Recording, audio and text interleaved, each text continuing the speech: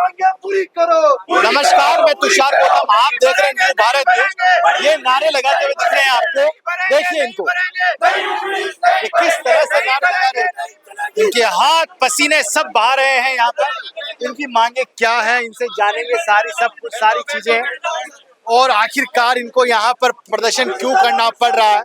ये राजस्थान का नामी गिनामी विश्वविद्यालय है, बल्कि ये भारत का भी नामी गिनामी है। इनसे बातचीत करेंगे क्या कारण है इनको ऐसे नारे लगाने पड़ रहे हैं, और ये सब ऐसा लग रहा है सब कानून के स्टूडेंट हैं। अच्छा, कोई एक जना खड़ा हो जाइए, आप भी खड़े होइए, हम बातचीत करेंगे क्योंकि हमारे सहयोगी को थोड़ा दिक्कत होती है, ट्राइपॉड नहीं है। आप बोलो। आखिरकार पूरा राजस्थान विश्वविद्यालय में धरने प्रदर्शन चल रहे हैं। कोई फीस के लिए मांग कर रहा है, कोई छात्र संघ चुनाव के लिए मांग कर रहा है, कोई क्वेश्चन मनी से रिलेटेड मांग कर रहा है। आखिरकार माजरा क्या है? पूरे देश के अंदर कहा जाता है, भारत के अंदर तो एक परिभाषा है, पूरी दुनिया में है, शिक्षा एक मंदिर है। ये जेब कतरा बन चुका है, ऐसे यहाँ के लोगों ने मुझे बताया है कि जैसे क्वेश्चन मनी है, क्वेश्चन मनी का पैसा भी 90% स्टूडेंट्स को मिलता नहीं है, और उसके अलावा फीस और बढ़ा दी जाती है। राजस्थान विश्वविद्यालय कहता है कि हम इतना घाटे में चल रहे हैं, क्या उस घाटे की भरपाई इन बच्चों से करेंगे या सरकार इनको बजट अलॉट करेगी? आखिरकार मार इनके ऊपर रखी हुई है, और ये स्टूडेंट्स हैं, कोई ऐसा नहीं है कोई कर्मी हो या कोई कुछ हो, ये सब कोई लो के स्टूडेंट्स हैं। बातचीत करते हैं। आपका क्या नाम है? मेरा नाम भानु प्रताप सिंह भाटी है। अब पूरा मामला एक्सप्लेन करिए, क्या मामला माजरा क्या है? जी, हमारे कॉलेज के अंदर फीस इंक्रीज कर दी गई है और फैसिलिटीज के नाम पे कुछ भी नहीं है, मतलब बहुत कम फैसिलिटीज दी गई है। जब से हमने एडमिशन लिया है तब से लेके अब तक 22% फीस इंक्रीज कर दी है, और पिछली बार के मुकाबले अब तक में 10% फीस इंक्रीज कर दी गई। जब हमने एडमिशन लिया था तब 40,000 फीस थी, और आज की तारीख में 50,000 फीस इन लोगों ने कर दी है। ये चीज है। आखिरकार सरकार, आप कुलपति के पास जा रहे होंगे तो क्या कह रहे हो? मैडम जिसे 3 दिन से हम मुलाकात करने की कोशिश कर रहे हैं, प्रशासन हमें सिर्फ गुमराह कर रहा है कि 3 दिन से मीटिंग होगी। अभी तक कोई भी मीटिंग नहीं हुई है। 3 दिन से गुमराह कर रहे हैं हमें। आज फिर से यहाँ पे आए हैं, हमारे डायरेक्टर ने कहा कि हम मीटिंग नहीं करवाएंगे और भाग गए, लेकिन अभी वापस उनको बुला के लाया है। यहाँ पे 3 साल में 22% फीस वृद्धि हो चुकी है। 40,000 फीस देते हैं हम, सरकारी कॉलेज के हिसाब से बहुत ज्यादा है, लेकिन अब 50,000 फीस कर दी है इन्होंने। आप हमारी महाविद्यालय में जाके देखिए, कोई सुविधाएं नहीं है, पानी की, वॉशरूम की, खाने की कोई व्यवस्था नहीं है। बिल्कुल क्लासरूमों में एसी नहीं है, कमरे में खाली पड़े रहते हैं, छात्र आते नहीं है। ना इंटर्नशिप के लिए हमें टाइम दिया जा रहा है।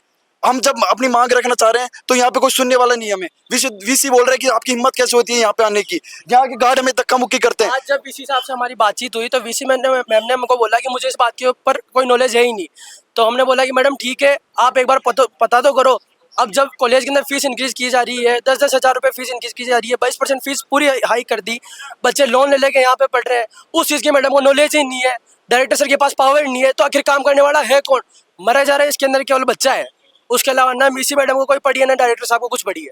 या आखिरकार अभी ये कोई रिपोर्ट आई थी कि जो राजस्थान विश्वविद्यालय घाटे में चल रहा है, क्या घाटे की भरपाई आप लोगों से करना चाहते हैं? जी हाँ, आप बिल्कुल सही कह रहे हैं। राजस्थान विश्वविद्यालय सारे अपने जो खर्चे हैं, निजी खर्चे, वो सरकारी पैसे से इस्तेमाल करता है।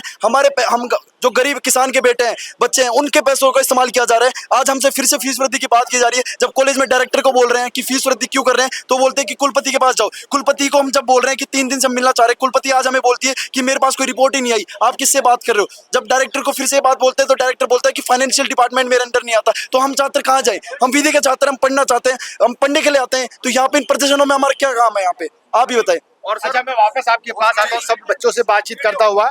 एक चीज बताइए मुझे आप सब लोग कि भाई कुलपति तो अभिभावक होती है ना, जैसे घर पे माता पिता पे अपने भाई स्कूल की, यहाँ पर विश्वविद्यालय में अभिभावक कौन है? भाई कुलपति होगा। गलत कह रहा हूँ कि नहीं? जी बिल्कुल, शिक्षा का मंदिर है, और हम कुलदेवी कुल माता जो हमारी माता सरस्वती उसे निवेदन करते हैं यहाँ बैठे लोगों को सद्बुद्धि दी जाए। आप कुलपति ऑफिस की स्थिति देखेंगे, आज जैसे केंद्र के मंत्री की कैबिनेट की जो मंत्रालय होता है ना, वैसी स्थिति है। आप कोई विद्यार्थी यहाँ पे आता है तो उसको गेट पे डीलिंग की जाती है, 4-5 लोग मिलते हैं, मैनेज करने की कोशिश की जाती है और विद्यार्थी बाहर चला जाए, ऐसी स्थिति है बिल्कुल यहाँ पे। क्या डील करते हैं? डील करते हैं कि बाहर कुछ सेटलमेंट हो जाए, विद्यार्थी को बाहर ही सेटल करके भेज देते, कुलपति से मिलने नहीं दिया जाता है। और राजस्थान में मैडम अपने आप को महारानी समझती, जो हमारी विश्वविद्यालय की कुलपति है, वो उसी फील्ड में बिल्कुल, नौकरी में किसी प्रकार का इंटरेस्ट नहीं है। पूरे महीने में 4-5 दिन छुट्टियां रहती है। आप विश्वविद्यालय में जो लॉ के विद्यार्थी बैठे हैं, अभी संविधान पार्क का निर्माण किया गया जिसमें संविधान का कितना बड़ा मखौल उड़ाया गया है। ये लॉ के विद्यार्थी बैठे हैं, मैं इनसे निवेदन करता हूँ संविधान पार्क को सभी लोग देख के आए। पहली बार इतिहास में ऐसा हुआ कि राजस्थान विश्वविद्यालय की जो महाविद्यालय है उनमें कॉलेज पढ़ने के लिए विद्यार्थी नहीं आ रहा, सीटें खाली पड़ी है, पढ़ाने के लिए शिक्षक नहीं है। यहाँ पे आप इधर उधर जाएंगे, कैंटीन देखेंगे, क्लास, आप विसी का ऑफिस देखिए और विद्यार्थियों की क्लास रूम देखिए, आपको दिन रात का अंतर मिलेगा उसमें। ऐसी बिल्कुल स्थिति है। क्या सुविधाएं हैं कुलपति महोदय के ऑफिस में? महोदय के पास ऐसी को आप ये पूछो क्या सुविधाएं नहीं है, बाकी सब सुविधाएं हैं। आप ये पूछो क्या सुविधाएं नहीं है, क्या नहीं होनी चाहिए जो है उसमें, ये जो बता दीजिए। बिल्कुल जो प्रोटोकॉल एक कैबिनेट मंत्री की तरह फॉलो किया जाए उसको खत्म किया जाए, विद्यार्थियों से डायरेक्ट बात की जाए। और आप कह रहे थे कि विश्वविद्यालय घाटे में है, तो विश्वविद्यालय घाटे में कुलपति मैडम अपनी यहाँ की गाड़ी चलाना बंद कर दे। मेरा कहने का मतलब ये था कि अभी कोई रिपोर्ट आई थी कि राजस्थान विश्वविद्यालय इतना घाटे में चल रहा है, क्या बच्चे जिम्मेदार हैं क्या उस घाटे के? बच्चे कैसे जिम्मेदार हैं? आप कुलपति आवास का और कुलपति ऑफिस का जो आप मासिक वेतन या खर्चा देखोगे, वो अगर कुलपति बंद कर दे, कार्बन ट्रेडिंग कम करना है हमको, ग्लोबल वार्मिंग ज्यादा हो रही है, मैडम पैदल आए, घर से गाड़ी चलाए नहीं ना, महीने के 50,000 रुपए तेल तो गाड़ी पीटती होगी मैडम की, छोड़ दे वो। अब इन विद्यार्थियों की क्या गलती है? अब मैडम अंदर से आए, समोसे पिए, अपने आने जाने वालों को समोसे खिलाए, तो विद्यार्थी उसके पैसे थोड़ी देंगे। आप कभी भी एचओडी की ऑफिस देखिए, एचओडी अपना खर्चा करना कम कर दे, विद्यार्थी अपने जो घाटा है वो सही हो जाएगा अपना। इनका क्या गुना बेचारे जो गांव के पढ़ने वाले विद्यार्थी आए हैं। ऐसा नहीं है कि 5 ईयर में सभी अच्छे घरों से है, कुछ गरीब घरों के लोन पे भी विद्यार्थी पढ़ाई कर रहे हैं। उन बेचारों के हम कॉलेज में गए, वहां देखा है हमने कॉलेज की ऐसी हालात है, पीने के लिए पानी नहीं है, एसी एसएफएस कोर्स है, फीस इनकी 50,000 के आसपास है, लेकिन स्थिति वही और क्लासों में और विद्यार्थियों की वही स्थिति लगातार बनी हुई है। इसलिए हम कुलपति से कहना चाहते हैं, मैडम आप कैबिनेट मंत्री नहीं है, विद्यार्थियों के अभिभावक हो, इनसे आप आगे बातचीत करना शुरू किए। नहीं, बहुत कुलपति गए, कुर्सियां बदल जाती हैं, तो मैडम से निवेदन है कि आप जमीन पर उतर के विद्यार्थियों से संवाद करके इन समस्याओं का समाधान कीजिए। एक तो छात्र संघ चुनाव भी नहीं हो रहे हैं, उसका 255 रुपए पर विद्यार्थी लिया जा रहा है। क्वेश्चन मनी का भी कोई मामला आया है, क्वेश्चन मनी भी रिटर्न नहीं की जा रही है, इस पर क्या कहना है? जी बिल्कुल, छात्र संघ चुनाव होने चाहिए, किसी भी कीमत पे होने चाहिए, उसमें किसी प्रकार के डिले नहीं है। लेकिन आप देखिए विश्वविद्यालय में छात्र संघ चुनाव के लिए वोटिंग छात्र करता है, लेकिन छात्र का प्रवेश प्रक्रिया पूरी नहीं हुई है। उसके बाद छात्र संघ चुनाव होने चाहिए, प्रवेश प्रक्रिया सभी विद्यार्थियों के रिजल्ट आ जाए और जो रिजल्ट में गड़बड़ आ रही है उनको ठीक करके प्रवेश परीक्षा परिणाम पूरा होने के बाद छात्र संघ चुनाव सरकार को और विश्वविद्यालय को मिलकर करवाने चाहिए। आपका क्या कहना है? छात्र संघ चुनाव विश्वविद्यालय को कराने चाहिए, जब तक प्रवेश प्रक्रिया पूरी हो जाए उसके बाद में लिंग 2 कमेटी के अनुसार छात्र संघ चुनाव करवाने चाहिए। छात्र संघ चुनाव नहीं होता है तो क्या रहेगा ट्रेंड? जी बिल्कुल, छात्र संघ चुनाव अगर नहीं होता है तो हम बिल्कुल स्पष्ट रूप से कह रहे हैं सरकार का विरोध करेंगे, चाहे किसी की भी सरकार, हमें कोई फर्क नहीं पड़ता। जो विद्यार्थियों से छात्र संघ चुनाव के नाम पे फीस ली है वो कुलपति को और विश्वविद्यालय प्रशासन को लौटानी पड़ेगी हमको, वरना छात्र संघ चुनाव आपको करवाने पड़ेंगे। बिल्कुल रणवीर कपूर जैसे लग रहे हैं। धन्यवाद सर। क्या कहना है आपका? देखिए, छात्र संघ चुनाव होने चाहिए, अच्छी बात है, लेकिन जो भी यूएफएलसी जो 5 ईयर लॉ है, वहाँ पे जो फीस भरने का जो मुद्दा है वो सबसे मेन है हमारा। क्योंकि जो हमारी, आप मानिए कि 1 लाख रुपए साल की फीस जा रही है, 1 लाख रुपए साल की फीस में आप हमारे कॉलेज में जाके देखिए कि यहाँ पे व्यवस्था कैसी है। आप लोग देखेंगे वहाँ पे है ना कूड़ा कचरा पता नहीं क्या क्या, वहाँ पे तो आप आरओ का पानी नहीं पी सकते, आप बीमार पड़ जाएंगे। वहाँ पे एसी काम नहीं करते, एसी का पैसा ले रहे हैं हमसे और बोलते हैं कि बाकी जगह एसी नहीं है। लेकिन आपने फीस बढ़ा रखी है तो आप फैसिलिटी दीजिए ना। और फिर फीस बढ़ा रखी है, ऊपर से सारे छात्र हैं, देखिए आप यहाँ पे कौन दे सकता है कौन नहीं दे सकता, किसी से कोई मतलब नहीं, फीस बढ़ी जा रही है और हालत बद से बदतर होती जा रही है। तो एक बात याद दिलाना चाहता हूं कि भारत के प्रधानमंत्री खुद कह रहे हैं कि हम देश के संविधान को मजबूत और बनाएंगे। मजबूत बनाने वाले कौन है? यही लोग हैं जो कानून की धाराओं को समझ के और केस में अच्छे से डाल के। देखो ये मोबाइल में कुछ दिखा भी रहे हैं कि हालत बड़ी खराब है, रूम की जर्जर हालत है, लेकिन मैं आता हूँ इनसे जानता हूँ कि संविधान मजबूत ऐसे होगा कि आपकी फीस बढ़ा के? सर किसी नहीं और बोल से पाओगे? Yes. फिर कैसे आप वो जो कोर्ट रूम में कैसे आप जज साहब को फेस करें? सर अभी मैं सेकंड ईयर में अभी जस्ट आई हूँ। नहीं करिए, आप कैसे बच्चे फेस करेंगे? जी बिल्कुल, हम यही इनके लिए लड़ रहे हैं और मैं विद्यार्थियों को कहना चाहता हूँ, आप वकील जज बनेंगे, आप उस स्थिति में रहिए, यहाँ से आप सीख के जाओगे। आंदोलन जीवन में व्यक्ति को कभी भी कर सकते हैं, इसलिए घबराने की कोई आवश्यकता नहीं है। आप यहाँ सीखने के लिए आते हैं तो आर्ग्यूमेंट्स आप यहाँ सीख के जाओगे आज, इसलिए। और क्या प्रॉब्लम्स हैं यहाँ पर भाई? ये बहन, चलो आप बताएं, बोलेंगे। आपका क्या नाम है पहले तो? नेहा यादव। नेहा, कौन से ईयर में है? मैं 5th ईयर में हूँ, 9th सेमेस्टर। अच्छा।